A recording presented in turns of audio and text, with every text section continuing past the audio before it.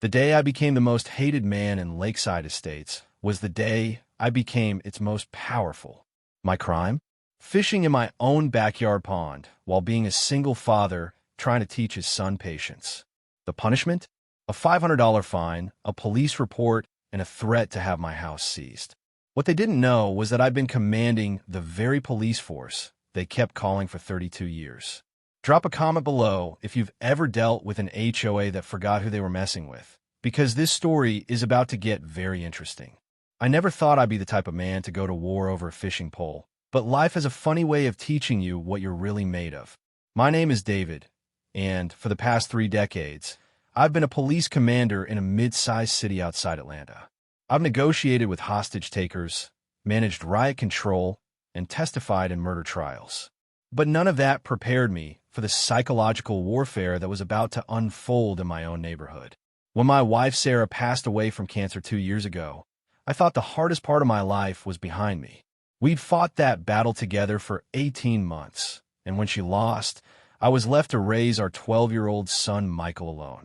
Sarah had been the social one, the one who remembered birthdays and organized playdates. I was the guy who worked 12-hour shifts and came home exhausted, relying on her to manage everything domestic. Suddenly, I was both parents and I was drowning. The house we'd bought in Lakeside Estates 5 years earlier had been Sarah's dream. She'd fallen in love with the community pond, the walking trails, and the promise of a safe place to raise our son. The HOA fees were steep, $300 a month, but she convinced me it was worth it for the amenities and the sense of community. What I didn't realize then was that I was buying into something far more sinister than homeowners association. I was buying into a power structure that would consume my life. Michael had always been a quiet kid, more interested in books than sports, but after his mother died, he became almost completely withdrawn. He'd sit in his room for hours, barely speaking at dinner, his grades slipping despite being naturally brilliant. The school counselor suggested finding activities we could do together, something to rebuild our connection. That's when I remembered the fishing gear Sarah had bought me for my birthday years ago, still sitting unused in the garage. The community pond was supposed to be one of the main selling points of Lakeside Estates. It was a beautiful 2-acre body of water stocked with bass, bluegill, and catfish, surrounded by benches and a small dock. The HOA literature specifically mentioned fishing as one of the allowed activities, though it required following posted guidelines. I'd walked by it countless times during my evening runs, watching other residents fish with their kids, never imagining I'd become the center of a controversy that would nearly destroy my life. Our first fishing trip was awkward, but hopeful. Michael didn't know how to bait a hook, and I was rusty after years of neglect, but there was something peaceful about sitting beside the water together. For the first time since Sarah's funeral, I saw my son smile. We caught a small bass that afternoon, and Michael insisted on releasing it back into the pond. It was the first time he'd shown enthusiasm about anything in months. We started going every Saturday morning, just after sunrise when the fish were most active. It became our ritual, our way of connecting without having to talk about grief or loss. Michael would pack our tackle box the night before, and I'd wake up to find him already dressed and waiting by the back door. Those early morning hours by the pond became the foundation of our healing, the place where we slowly learned to be a family of 2 instead of 3. The trouble started in our 4th week. A woman I'd never seen before approached us while we were setting up our gear. She was in her 50s, wearing designer athleisure that probably cost more than my monthly groceries, with perfectly styled blonde hair and the kind of smile that never reaches the eyes. She introduced herself as Margaret Patterson, president of the Lakeside Estates HOA board. Margaret's opening was deceptively friendly. She complimented Michael on his fishing technique and asked about our catches. But then her tone shifted, becoming more pointed. She mentioned that she'd noticed we were fishing quite frequently and wondered if we were aware of the community guidelines about pond usage. When I asked her to clarify, she said she'd send me the information and walked away, leaving me with an uneasy feeling I couldn't quite shake. The letter arrived 2 days later, delivered by hand to my mailbox. It was 3 pages of densely packed regulations I'd never seen before, covering everything from allowable fishing times to bait restrictions to catch limits. Most concerning was a section about excessive usage of community amenities, which could result in fines or loss of privileges. The letter was signed by Margaret and included a passive-aggressive note about how she was sure we'd want to be good neighbors and follow the rules. I read through the regulations twice, looking for anything we might have violated. The fishing times were 6 a.m. to 8 p.m., and we always fished in the morning. The bait restrictions prohibited live worms, but we used artificial lures. The catch limits were reasonable, and we practiced catch and release anyway.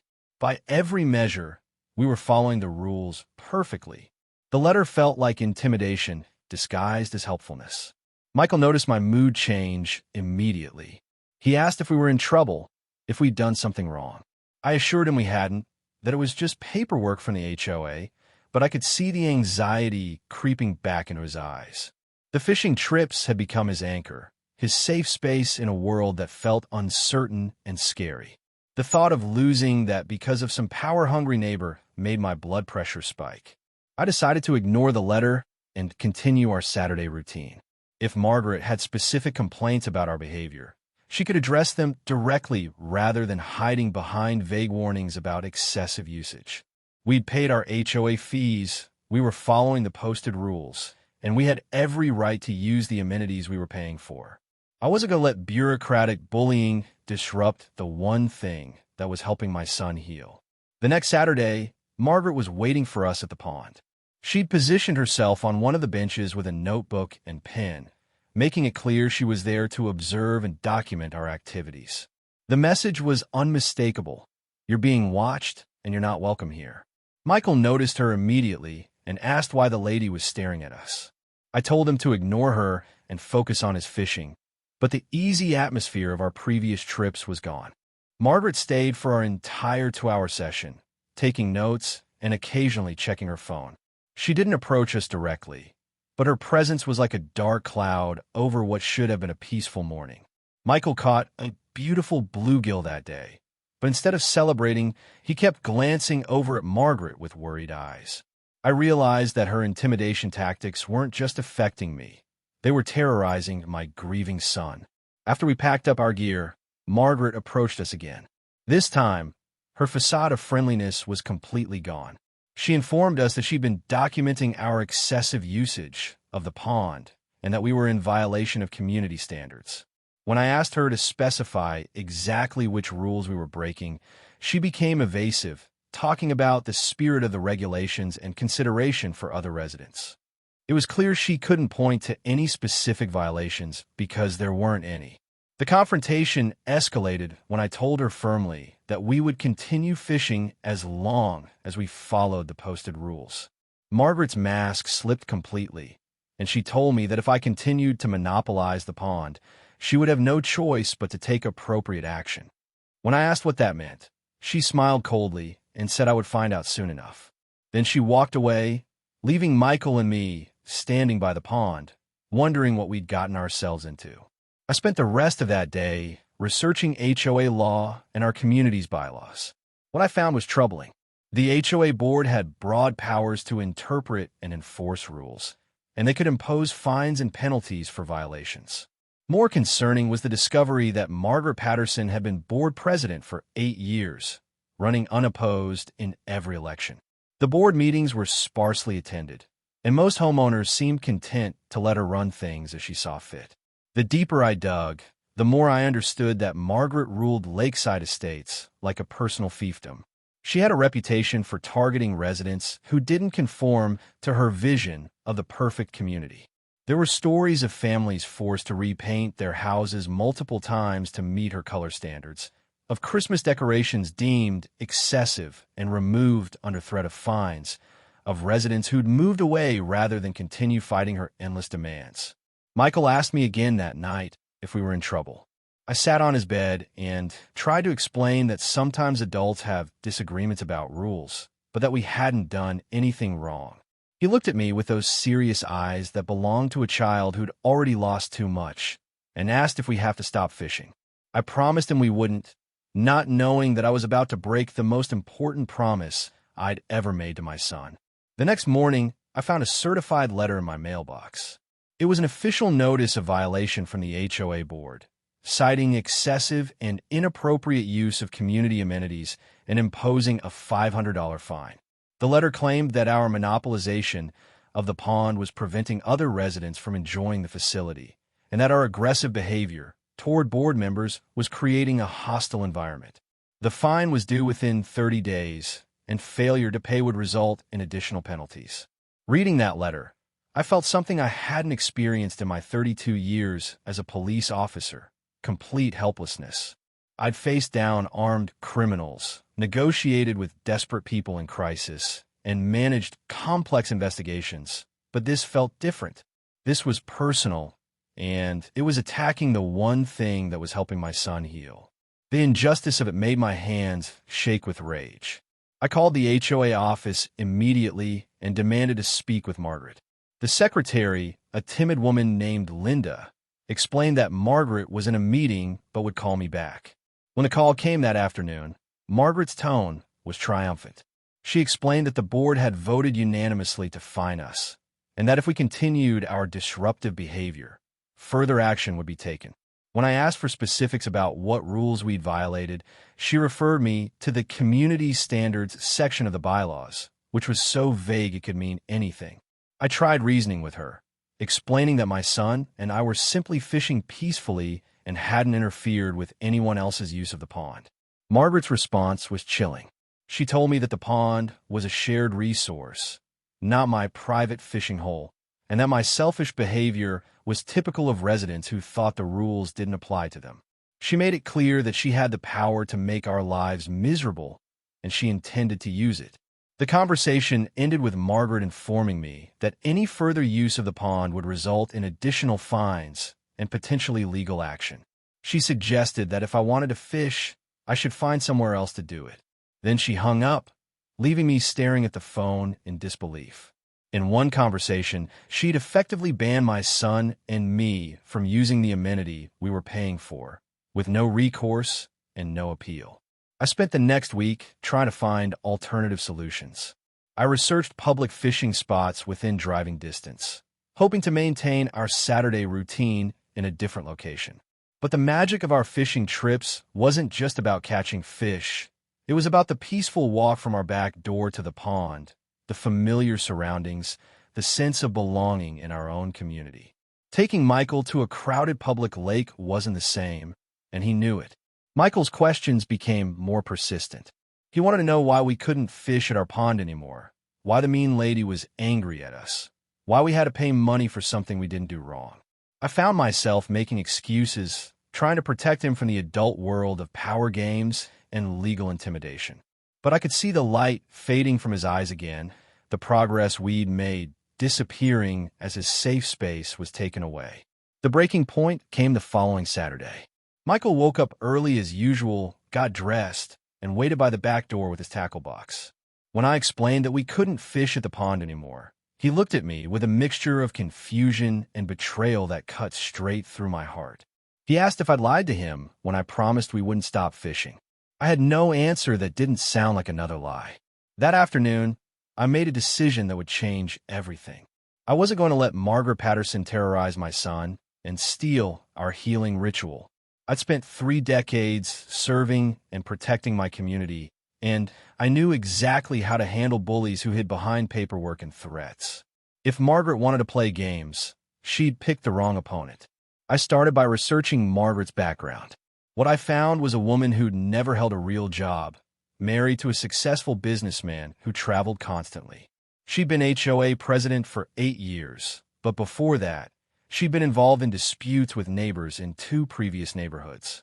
There was a pattern of behavior that suggested she used HOA positions to satisfy a need for control and power over others. More interesting was the discovery that several other families in Lakeside Estates had similar experiences with Margaret. The Johnsons had been fined for having a vegetable garden that was supposedly not in keeping with community standards. The Kowalskis had been forced to remove a playground set from their backyard because it was too visible from the street. The Garcias had been cited for having excessive Christmas decorations that were actually quite modest.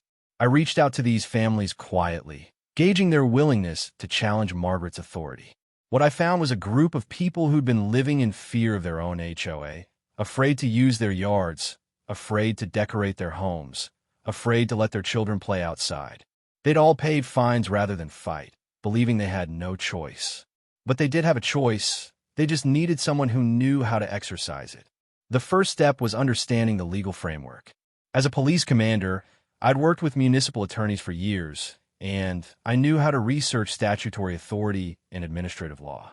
What I discovered was that Margaret's interpretation of the HOA bylaws was not only wrong, but potentially illegal. The community standards she kept referencing had no legal definition, and the fine she was imposing exceeded the authority granted in the community charter. More importantly, I realized that Margaret's biggest mistake was calling the police. As the incident commander for our district, I had access to all police reports filed in our area. I pulled the report she'd filed about our aggressive behavior at the pond, and what I found was a tissue of lies and exaggerations. She'd claimed we'd been verbally abusive to her, that we'd threatened her, and that we'd been destroying property at the pond.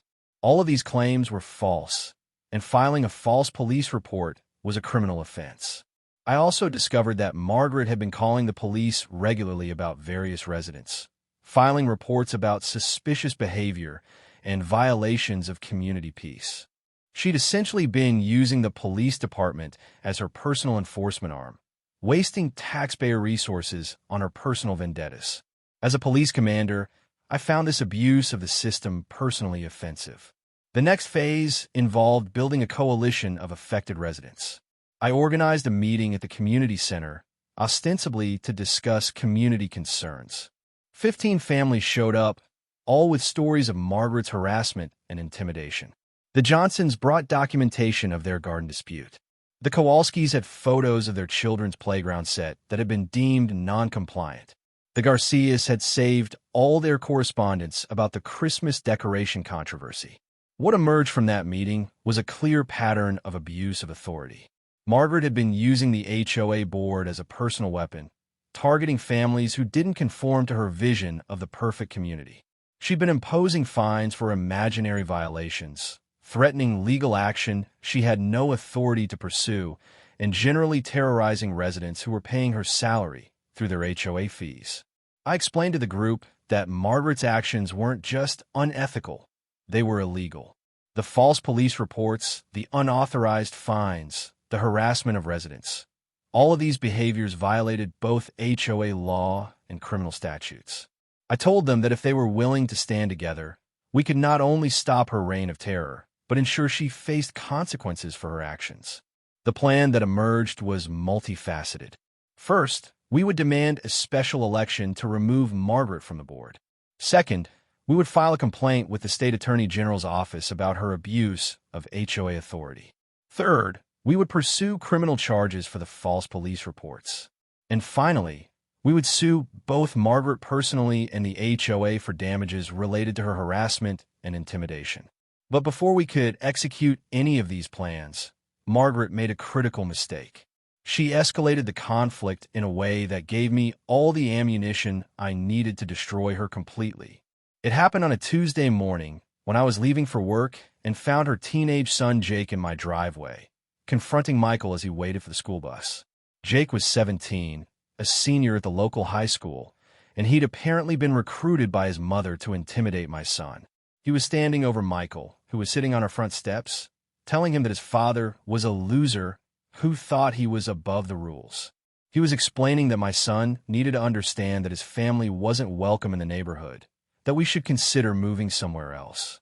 I heard this conversation as I stepped out of my house, and something primal and protective surged through me. This woman had gone from targeting me to targeting my grieving 12-year-old son. She crossed a line that no parent should ever cross, and she was about to learn exactly who she'd been messing with. I approached Jake calmly but firmly, identifying myself as a police commander and explaining that what he was doing constituted harassment and intimidation of a minor. I told him that if he ever approached my son again, I would have him arrested and charged as an adult. Jake's bravado crumbled immediately when he realized he was talking to a police officer, and he practically ran back to his house. But Margaret wasn't finished. Within an hour, she called the police to report that I had threatened her son and was abusing my authority as a police officer. She demanded that I be arrested for intimidation and harassment. She also filed a complaint with my department's Internal Affairs Division, claiming that I was using my position to terrorize residents of my neighborhood. What Margaret didn't realize was that she'd just made the biggest mistake of her life. By filing false reports against a police officer and attempting to weaponize the internal affairs process, she'd committed multiple felonies. She'd also given me the perfect opportunity to reveal my identity and use my authority to investigate her pattern of criminal behavior.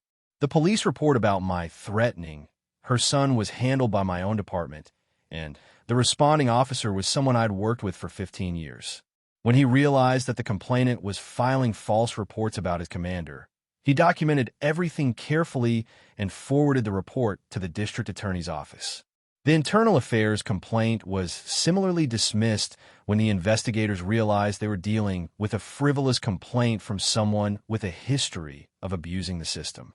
But I wasn't content with just defending myself. I'd been gathering evidence of Margaret's criminal behavior for weeks, and now I had the perfect opportunity to present it to the prosecutor. I compiled a comprehensive file documenting her pattern of filing false police reports, her harassment of residents, her abuse of HOA authority, and her attempts to intimidate witnesses. The file was over 100 pages long and painted a picture of someone who'd been systematically abusing her position for years. The criminal investigation that followed was swift and thorough. Margaret had no idea that her years of filing false reports had created a paper trail that would destroy her. Every complaint she'd made, every police report she'd filed, every threat she'd made to residents, all of it was documented and available to investigators. The pattern was undeniable. She'd been using the police department as her personal enforcement arm, filing false reports whenever residents didn't comply with her demands. The state attorney general's investigation into her HOA activities was equally damning. They found that she'd been imposing fines without board approval, threatening legal action she had no authority to pursue, and generally operating outside the boundaries of her legal authority. The unauthorized fines alone totaled over $15,000, money that would have to be returned to residents with interest. While the criminal and civil investigations were proceeding, I organized the special election to remove Margaret from board. The response from the community was overwhelming. Residents who'd been living in fear of Margaret's retaliation suddenly found their voices. The election wasn't even close. She was removed by a margin of 87-3, with the 3 votes apparently coming from her husband, and her son. But the most satisfying moment came when Margaret was arrested at her home on charges of filing false police reports, harassment, and abuse of authority. I wasn't there to see it, but several neighbors reported that she was led away in handcuffs, screaming about how this was all a conspiracy, and that she was being persecuted for trying to maintain community standards. The trial was a public spectacle that exposed the full extent of Margaret's abuse of power. Resident after resident testified about her harassment, her threats, her unauthorized fines, and her attempts to control every aspect of their lives. The prosecution presented evidence of over 30 false police reports she'd filed over the years, each one designed to intimidate and harass residents who didn't conform to her demands. Margaret's defense was that she was simply trying to maintain property values and community standards. But the evidence showed that her actions had nothing to do with legitimate community concerns and everything to do with personal power and control. She'd targeted families based on personal grudges, imposed fines for imaginary violations, and used her position to settle scores with neighbors she didn't like. The jury deliberated for less than 2 hours before returning guilty verdicts on all charges. Margaret was sentenced to 18 months in prison, followed by 3 years of probation. She was also ordered to pay restitution to all the residents she'd harassed, totaling over $50,000 in return fines, legal fees, and damages.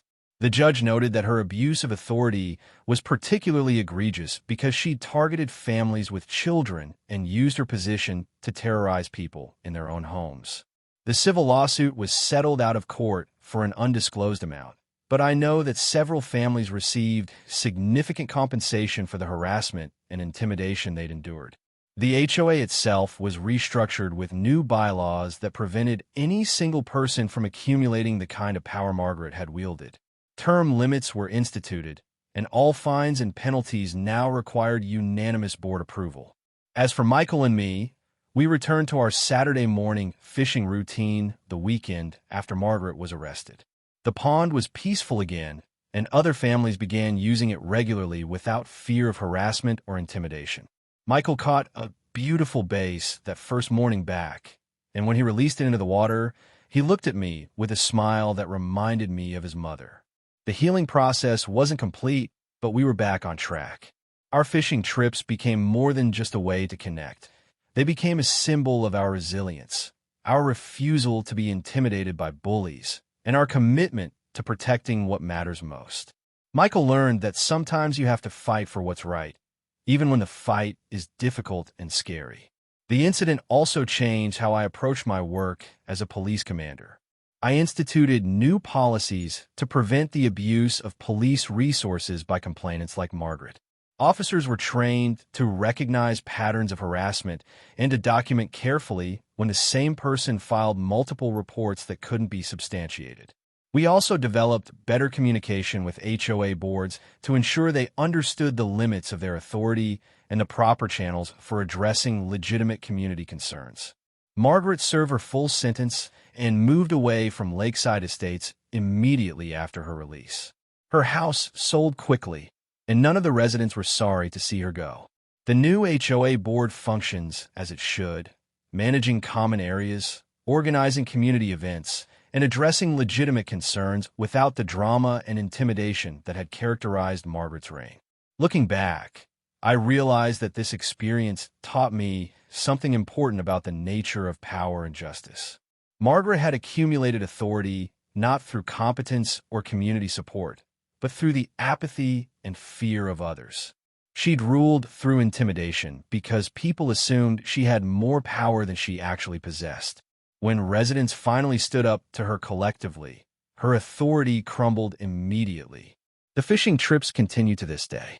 Michael is now in high school, and he's developed into a confident young man who isn't afraid to speak up when he sees injustice. He's learned that sometimes the right thing to do is the hard thing to do, and that standing up to bullies is a responsibility we all share.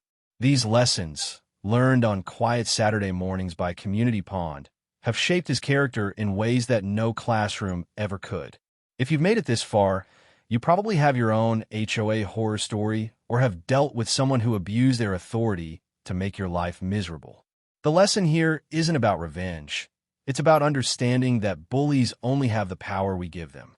Margaret Patterson ruled Lakeside Estates through fear and intimidation, but she had no real authority beyond what residents allowed her to have. When we finally stood up to her together, her reign of terror ended immediately. Sometimes the best way to deal with a Karen is to remember that they're usually just regular people who have convinced themselves they have more power than they actually do. What would you have done in my situation? Let me know in the comments below. And if you want to hear more stories about people who thought they were above the law, make sure to subscribe for more content like this.